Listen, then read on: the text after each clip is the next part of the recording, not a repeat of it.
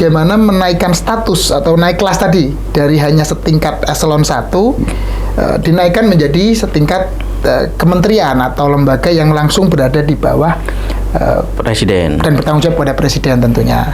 Nah, kemudian kita kembali lagi ke terkait dengan program dari para capres kita ini, ya 3 capres sama-sama mencantumkan tentang pentingnya atau pembentukan badan penerimaan negara yang tadi asumsinya kita dari pajak dan bea cukai.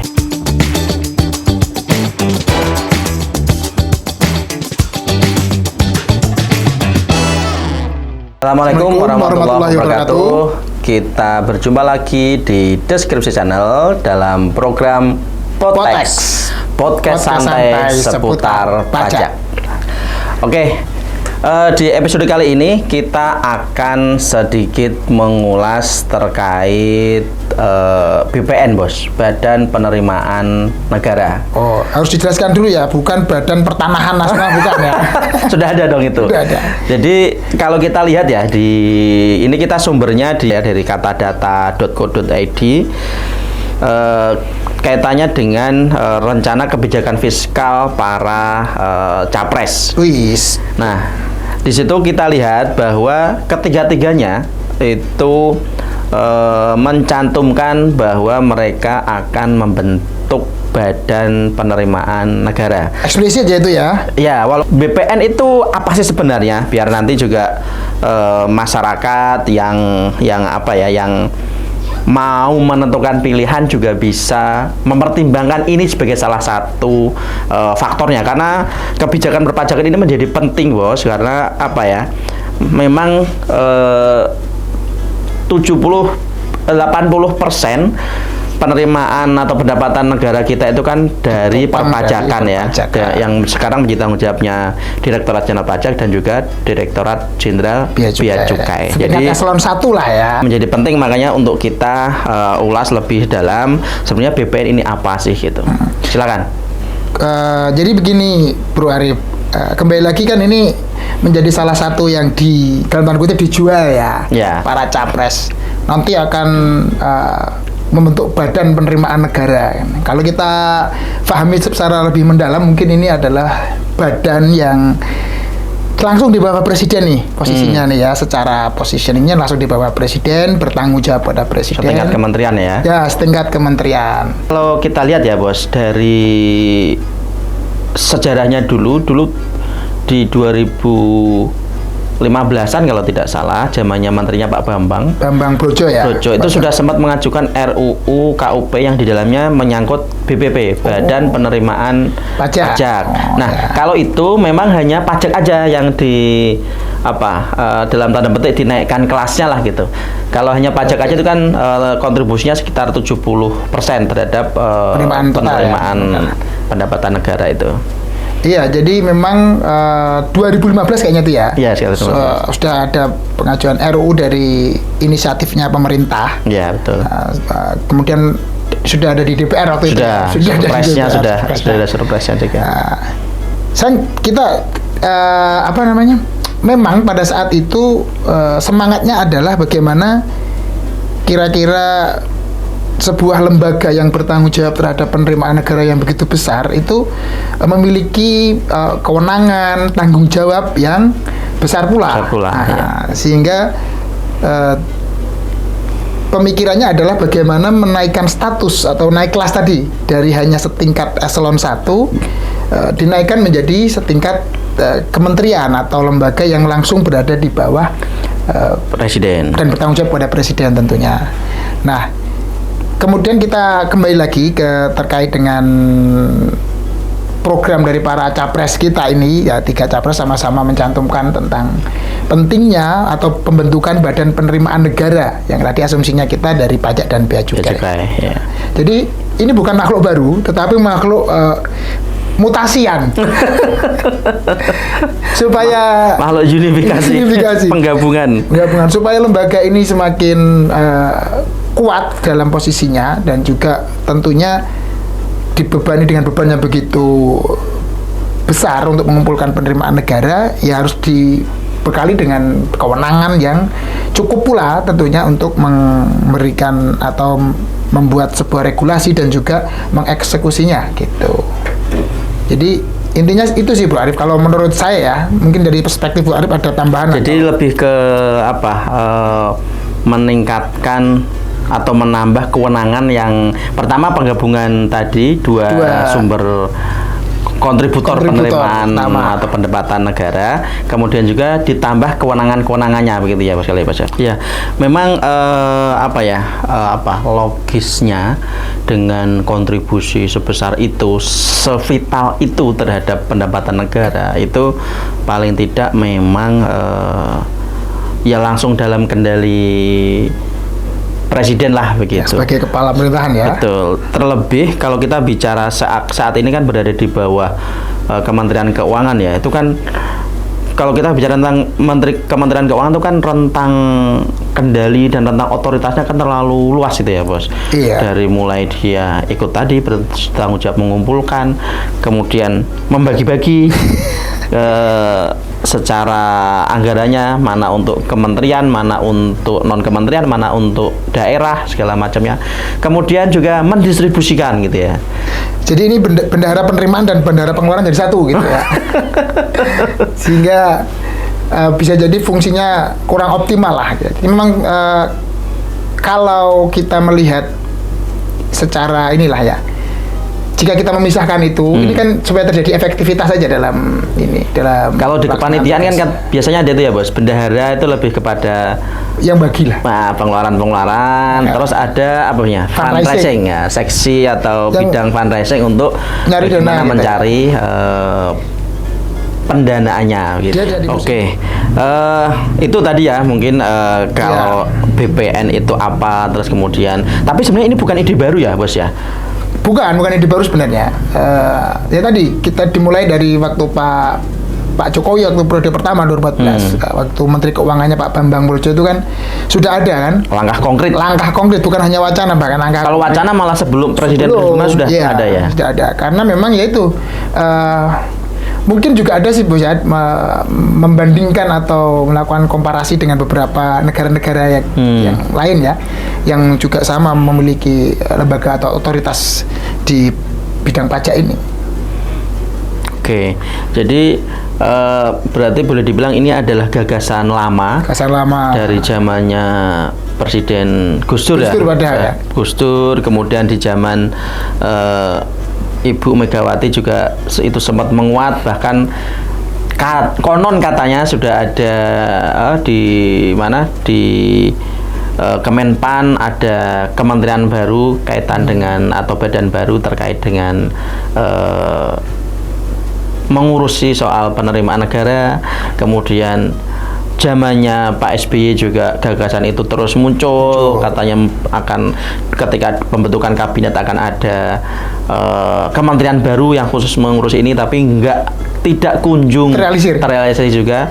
Kemudian di zamannya Pak Jokowi yang memang di dalam nawacitanya itu salah satunya kan memang membentuk memisahkan ya agar lebih fokus dalam meningkatkan penerimaan negara dan pada akhirnya meningkatkan tax ratio kita. Nah, kira-kira Bos, menurut ente yang menyebabkan kok ini tidak kunjung terrealisasi itu apa gitu? Apakah ada tangan global atau tangan asing yang bekerja, ataukah ini soal teknis saja di dalam negeri, atau memang belum dibutuhkan? Tapi kok kalau memang belum dibutuhkan, kok saat ini ketika capres bahkan menjanjikan untuk merealisasikan itu gitu? Ya mungkin kan gini Bos, kalau terkait dengan sebuah lembaga yang nanti setingkat dengan kementerian, kan ini sebenarnya lembaga pimpinannya nanti kan pimpinan ini ya, jabatan politik ya. Setingkat menteri itu kan jabatan politik, sehingga ya adanya political will lah sebenarnya bahwa memang ini diperlukan. Terkait dengan teknis itu nomor 2. Kemudian yang menjadi masalah teknis karena mungkin dari sisi teknis ada pihak-pihak yang belum menginginkan itu gitu. Apakah dia belum menginginkan itu apakah karena takut nanti lembaga ini akan menjadi bumerang, malah merugikan kelompoknya. Oke.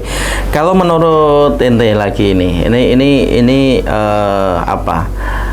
Pikiran-pikiran yang banyak pikiran yang berkembang lah ya. Iya. Analisa liar lah, karena ini katanya penting kok, sudah dari presiden ke presiden tak kunjung mampu merealisasikan gagasan besar dan penting ini gitu. Nah, apakah kira-kira ada campur tangan asing dalam hal ini yang begini? Misalkan nih, kalau terjadi reformasi perpajakan nih, secara kelembagaan, kemudian berhasil meningkatkan penerimaan secara signifikan, itu kan kemudian juga pasti sisi utang kita kan akan minim gitu. Kebutuhan akan utang karena sudah mampu tercukupi dengan pendapatan negara dari tadi sektor pajak tadi. Nah, apakah itu juga menurut analisa ente, apakah itu juga mungkin menurut analisa ente ya, ada nggak kira-kira campur tangan asing, pihak-pihak yang punya kepentingan terhadap pemberian utang kepada negara kita kaitan dengan tidak pernah terrealisasinya ide ataupun gagasan badan penerimaan negara ini? Karena kan ketika kita mampu membiayai pembangunan secara mandiri dari penerimaan negara, dengan nanti secara kelembagaan sudah menjadi badan penerimaan, kemudian dia efektif, optimal meningkatkan penerimaan negara, sehingga kan nanti seperti kita tidak butuh utang kan ibaratnya gitu kalau nanti bisa secara mandiri. Kira-kira ada nggak campur tangan seperti itu? Karena ini sesuatu yang luar biasa loh. Karena sudah dari tahun ke tahun, dari presiden ke presiden tak kunjung bisa merealisasikan ini. Bisa juga sih kalau kita analisis sederhana kan. Karena ketika negara kita ini nih, ketika bisa meningkatkan penerimaan negaranya ya, bisa meningkatkan negara dari sektor perpajakan tadi, saya kira saya sepakat bahwa nanti beberapa pos-pos pengeluaran kita itu memang bisa tertutupi lah, tanpa harus adanya pembiayaan atau utang lah bahasa mudahnya dari baik. Tapi yang selama ini kan memang utang dari pihak asing ya, atau utang dari luar negeri. Nah, kalau hubungannya seperti apa? Kalau dari analisa sederhana ada, cuma kita harus membuktikan itu. Tuh. Ini seperti kita membuktikan siapa yang kentut di antara kerumunan. Minum. Ada nggak minum? Berat masalah yang dibahas soalnya. Belum minum soalnya. Lagi bicarain BPN nih, BPN. BPN bukan Badan Pertanahan Negara loh, Kang. Apa itu BPN? Badan Penerimaan Negara. Oh, itu manfaatnya buat rakyat kecil kalau dibentuknya BPN apa sih? Yang dapat dirasakan langsung oleh masyarakat kecil gitu dari dibentuknya BPN. Apa tuh kira-kira? Oke. Ada manfaatnya kira-kira, Bos? Kalau nggak ada manfaatnya, nggak usah lah dibuat itu. Dan jangan itu manfaatnya buat orang-orang di sana aja yang mengatur. Oke. Mungkin kita perlu jawab ya, harus kita jawab, harus kita respon. Ini jawabnya harus secara ilmiah dan secara aturan-aturan yang ada ya. Kira-kira gimana, Bro? Itu apa manfaatnya tadi itu untuk masyarakat? Menurut saya ini adalah sebuah alternatif solusi dari mandeknya tingkat rasio pajak kita. Kita udah lakukan segala upaya nih, karena waktu itu kan salah satunya kenapa ini di wacana atau gagasan ini tidak jadi direalisasikan karena kita coba alternatif atau solusi lain sebelum pemisahan atau pembentukan badan ini, apakah bisa meningkat secara tax ratio-nya atau tidak gitu. Tapi kalau kita lihat data dari 2017 berdasarkan rilis dari Kementerian Keuangan, tax ratio kita itu di angka 9,9%. Kemudian di 2018 10,2. Udah naik. 2019 9,8 turun lagi. 2020 karena Covid kita turun di 8,3. Kemudian 2021 naik di 9,1 dan 2022 naik di 10,4. Lalu 2023 itu berdasarkan rilis Kementerian Keuangan untuk sementara 10,21. Selama kurang lebih 7 tahun atau 10 tahun terakhir lah, tax ratio kita itu cenderung mandek di angka itu aja, naik turun seperti itu. Nah, tentu mohon maaf nih, hanya orang bodoh yang melakukan hal yang sama untuk hasil yang berbeda gitu kan.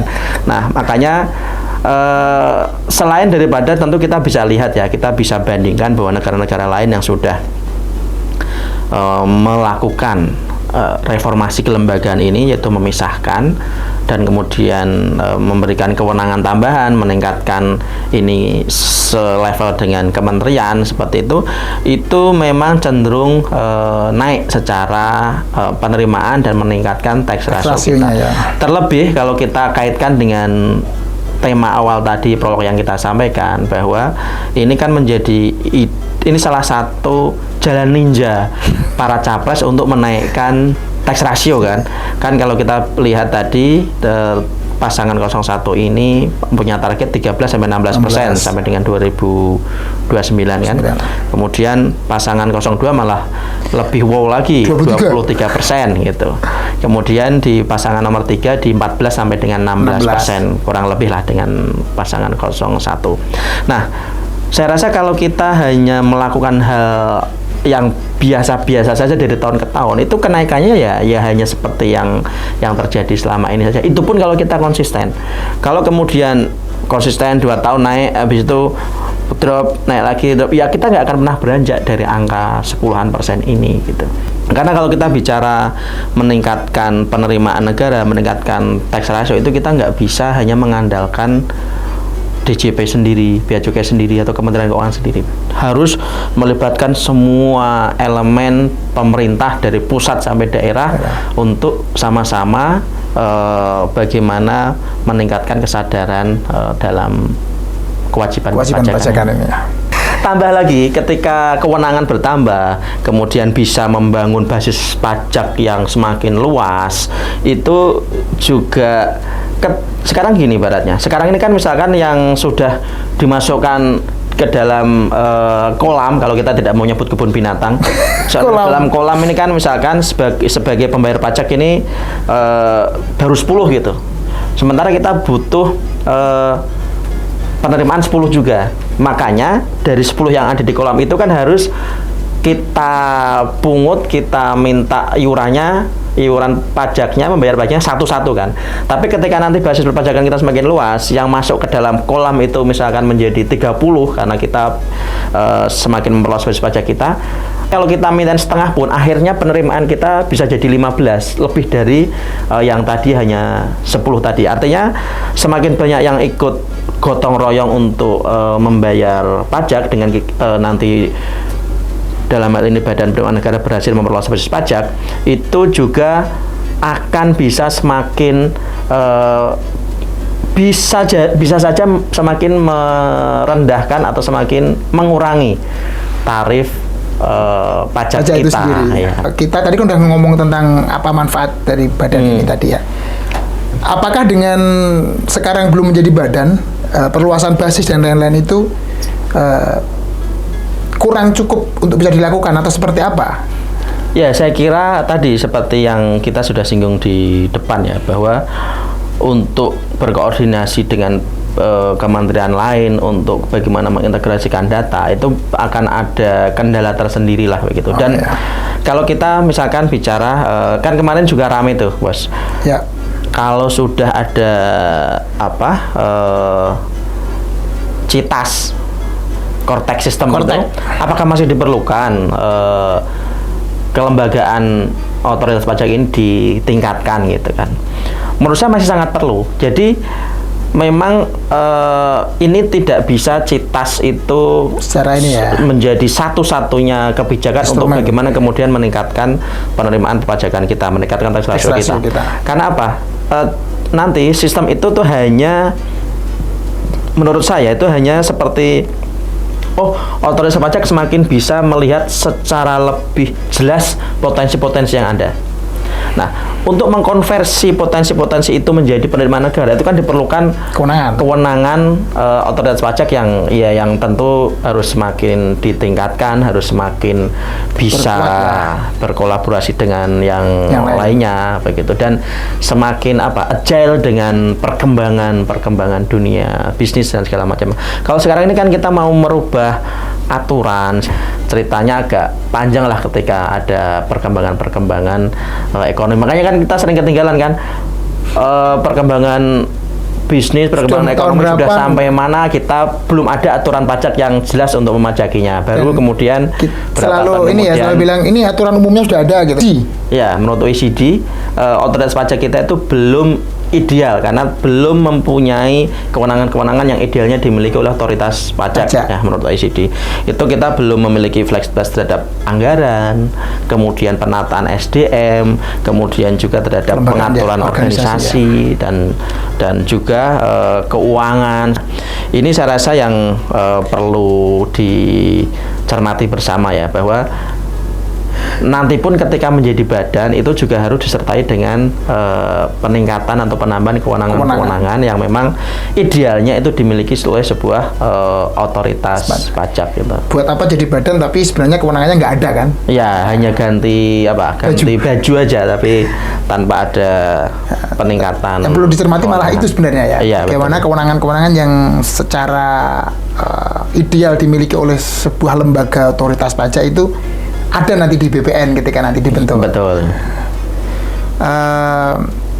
Kalau dari yang kita bicarakan tadi tentang kewenangan-kewenangan yang harusnya dimiliki oleh sebuah lembaga di kita, nanti namanya apakah itu BPN atau namanya apa? Nah, kita bisa melihat bahwa ini sebenarnya manfaat atau mungkin kegunaan atau mungkin nanti dalam jangka kehadapannya adalah ini tidak hanya ini loh ya, ini bukan hanya kepentingan dari instansi DJP betul ataupun bea cukai ANSIH ya semata gitu, tetapi juga sebenarnya merupakan sebuah kebutuhan dari bangsa ini, kebutuhan rakyat, kebutuhan negara kita tercinta ini agar bisa terus berkelanjutan dalam melakukan pembangunan.